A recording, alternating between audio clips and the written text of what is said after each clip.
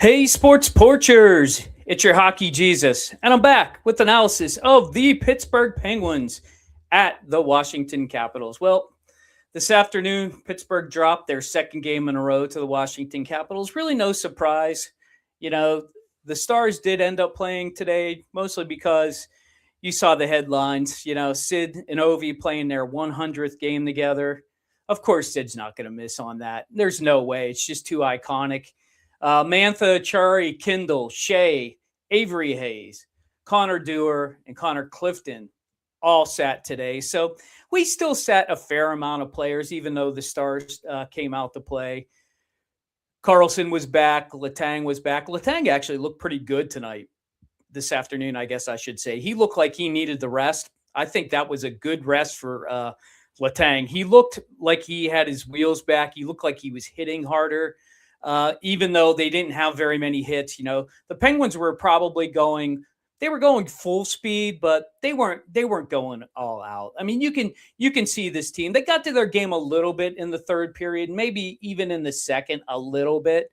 But yeah, I mean, this is the way it's going to be till the end of the season. The Penguins have nothing to play for. They're just kind of staying in shape, wanting to get out there and play the game. Yeah, did they want to beat the Capitals? Sure, of course they did. Did the Capitals beat them? 100%. The Capitals beat them 2 games in a row. There's no excuse about, who's on the ice. Capitals needed to win, and they did what they needed to do. So anybody who says, it's just, we didn't have our stars out there, just chill out, okay? Just chill out. Yeah, we didn't have our stars out there, but Washington played well. And, they're really pushing that Protus Wilson line. I don't know about that, but tonight really was about Sid and Ovi.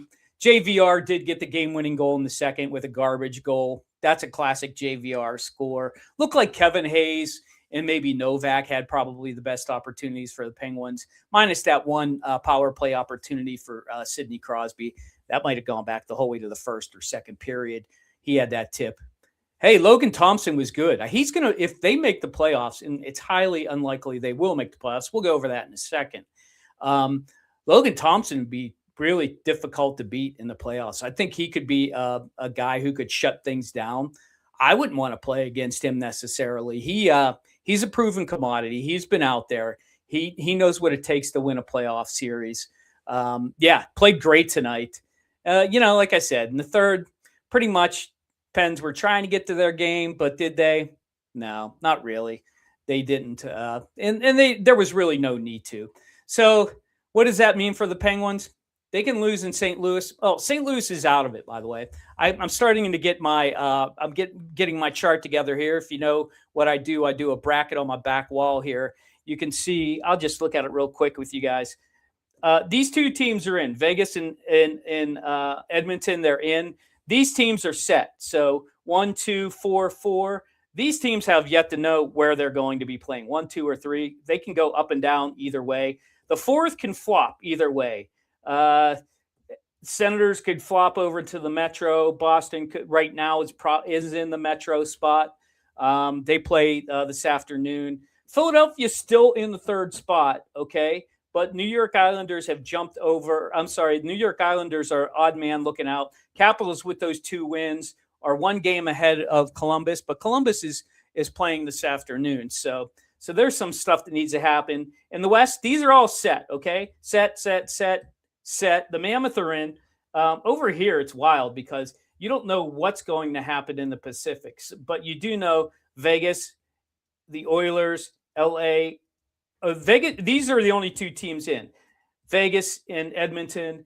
Los Angeles and Anaheim are both in right now. They could go as high as 1 or as low as 4, or they could get knocked out because these teams are still in the hunt. Now, Nashville is over here, so they can only occupy this spot. These 2 teams can occupy any of these spots up here, but they're mostly going for the wild card. So that's what it's looking like as far as the playoff race is concerned. It is time to start thinking about that. And you know what? I got my trusty spreadsheet. I'm not going to pull it up for you guys. I'm not going to bore you with it. But I was running all scenarios with Philly, New York Islanders, and Columbus Blue Jackets and the Capitals. The Capitals still need a lot of help. Okay. Capitals still need a lot of help to get in. Philly's still in the driver's seat. If Philly wins one of two, they're probably going to get in. Even if Columbus wins, yeah, unless Columbus wins both of their games and Philly only wins one, then Columbus gets in. The Islanders need help. If they win both of their games against Montreal and Carolina, they're only at 95, and Capitals can only get the 95 also. So they need help. They need help. Columbus or Washington can help themselves by beating Columbus.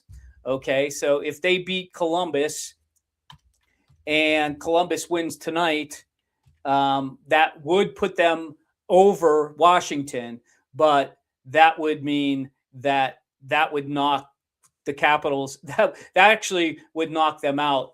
Philly wins today, then I think the Capitals are eliminated, because even if they win, they can't catch Philadelphia. That's the bottom line, okay? So Capitals still need a lot of help. And Philly doesn't play till tomorrow night. They play Carolina, who really has nothing to play for. And then the Islanders play Carolina on Tuesday. So tomorrow's night game is huge for Philadelphia, and it's also huge for the Capitals. Capitals want to absolutely be cheering really hard for Carolina tomorrow, because if Philly wins, they're out. They can't get in. Okay, so that's the scenarios. The Pittsburgh Penguins, I don't really know what to say, because this is not the team that you're going to see in the playoffs. They have lost 2 in a row. They're, I guess you could say, 3-3 in their last 6. They're 4-3 in their last 7. They're 2-3 in their last 5. So it depends on how you want to look at the schedule. Pittsburgh will end up with 41 wins or 42 wins. That's a winning season for them. That's a winner no matter what. They're playing in St. Louis on Tuesday. It means nothing. Don't know what they're going to do. Probably Sheloff's going to get the start. Who knows? I mean, it doesn't really matter. They could play all the stars, honestly, and just give them one last game before the playoffs start. Chances are pretty good the playoffs are going to start on Saturday for the Penguins, because they play their last game on Tuesday, so that usually means there will be the first games on Saturday, and those who play on Wednesday. But then again, the team that they're going to play against may be playing on Wednesday. I don't know if they're going to snake that game to Sunday. Whatever. We'll figure that all later in the week. Hey, I hope you're enjoying what you're hearing. If you are, I'm the Hockey Jesus. I'm here after every single Pittsburgh Penguins game. That's right. Every single one. We only have one more, but we do have at least 4 more playoff games. So why not hit that subscribe button? Go ahead. Do it now. I'll wait. And then hit that bell, because that means I'll come into your living room whenever I jump on the YouTube, and you can see me. And I'll see you then at the next one. And just remember, hockey is your friend. Hockey is my friend. And right now, it's the best hockey in the world. I will see you all on Tuesday. So until then, catch you in the next one.